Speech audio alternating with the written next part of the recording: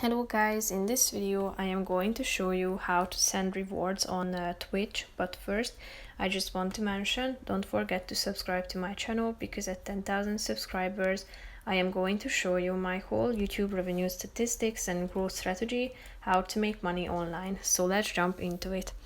First of all, open the application on your phone.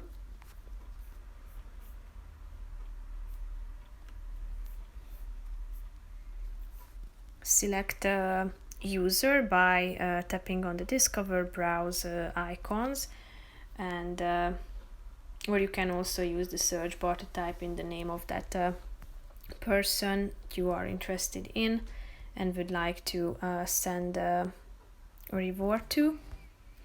Click on this coin icon down below next to the chat box, and here you can find these rewards.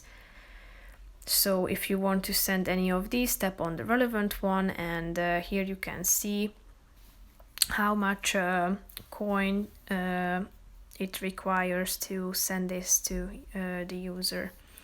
So that's pretty much it for this video, guys. See you in the next one. Bye bye.